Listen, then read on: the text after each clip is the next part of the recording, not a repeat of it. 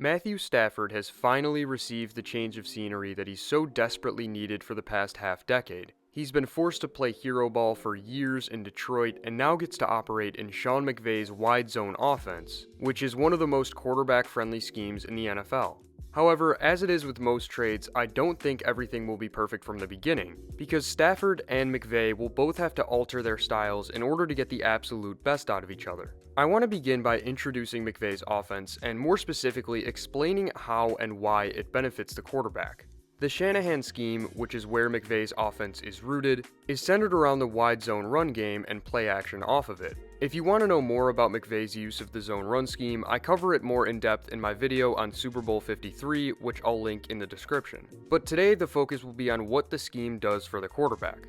In 2020, the Rams used 11 personnel 80% of the time, 11 personnel meaning 1 running back, 1 tight end, and 3 receivers. 3 receiver sets like 11 personnel force defenses into nickel personnel, which replaces a linebacker with a nickel cornerback. When a defense uses nickel, they're more susceptible to the run because that extra defensive back is not going to be as big or as strong as a linebacker. So to help defend the run from nickel, defenses will often take one of their safeties and put him into the box, which creates a single high safety shell.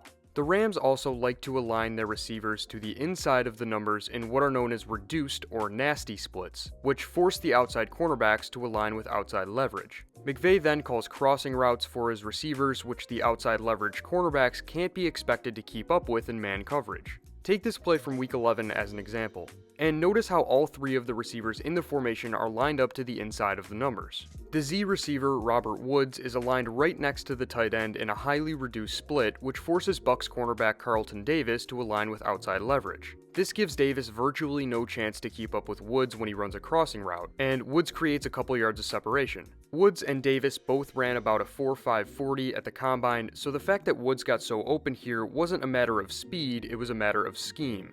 The best way for defenses to try to defend these crossers is by playing zone coverage and either relying on their box defenders to recover from the play action fake to work back to find the crosser, or relying on their deep safety to execute zone replacement by abandoning his deep middle third responsibility to man match the crosser. The most commonly used zone coverage with a single high safety is cover 3, and that was by far what the Rams saw the most last year. According to Sports Info Solutions, on first and second down, which is when the defense has to respect the threat of a run, Jared Goff faced cover 3 47% of the time, and no other coverage made up more than 16% of his dropbacks. The fact that defenses become so predictable against the Rams allows Sean McVay to scheme his receivers open, which is something that Matt Stafford rarely had the luxury of over the past few years. Take a look at the average yards of separation for each Rams receiver in 2020 compared to the Lions receivers in 2019. And the reason why I'm using 2019 numbers for the Lions is because they didn't have a healthy receiving core for most of the 2020 season.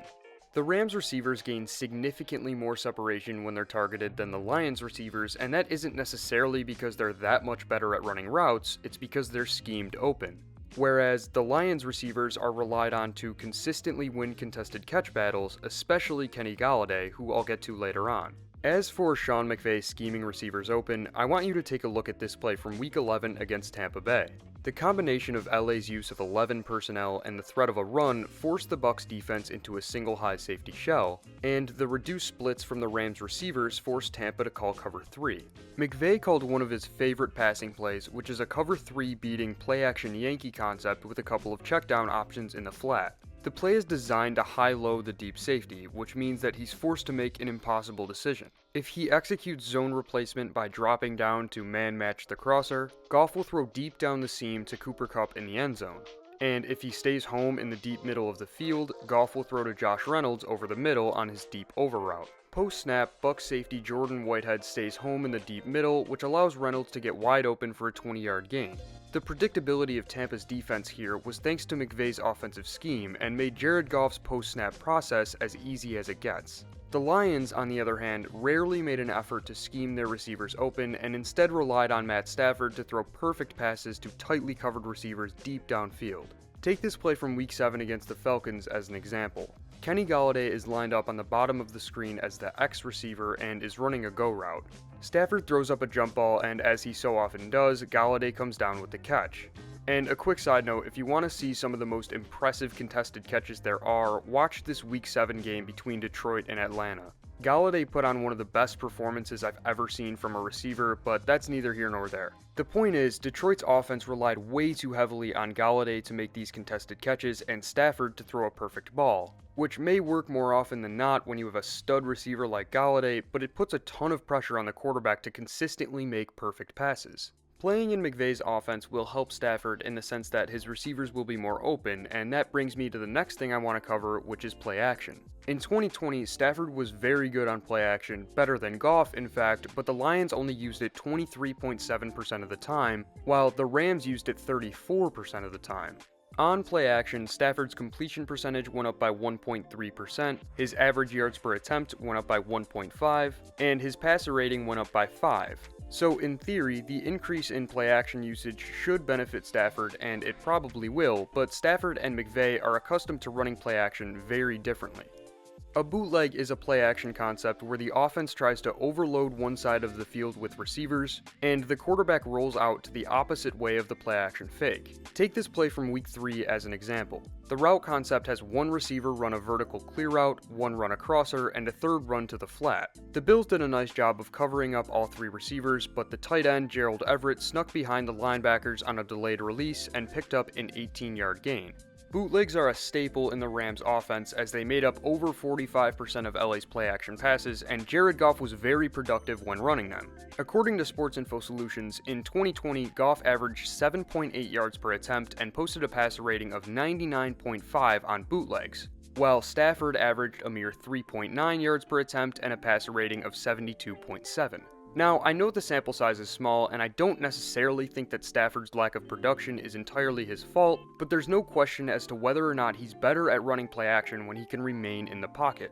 Stafford threw from within the pocket on 85% of his play action dropbacks last year and was extremely productive when doing so. His yards per attempt was nearly 10, which is insane, and his passer rating was over 110. So in this new Rams offense with Stafford under center, I expect to either see a decrease in the amount of bootlegs that they run, or significant improvement in Stafford's production on bootlegs. Both are possible, it just depends on how much McVay wants to alter his offense and how quickly Stafford can adjust to the new scheme.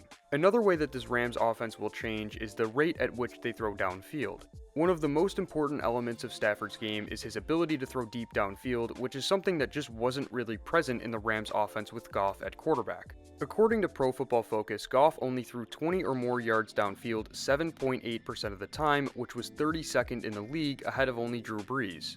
Stafford, however, threw deep over 12% of the time, ranking at 9th in the league, and put up great numbers on those throws. Stafford is used to throwing deeper passes than Goff in general, which is reflected in the difference in their average intended air yards. In 2020, Stafford's AIY was the 3rd highest in the league behind only Drew Lock and Tom Brady, while Goff's was the 3rd lowest in the league ahead of only Drew Brees and Alex Smith.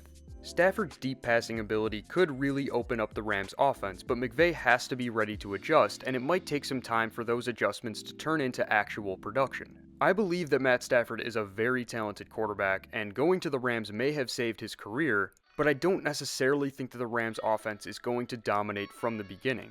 One thing I learned from studying Aaron Rodgers in 2019 and Baker Mayfield in 2020 is both quarterbacks took a while to adjust to the Shanahan system that was implemented by their new head coaches. Rodgers wasn't himself in 2019, and Baker took until about week 7 of last season to really get going.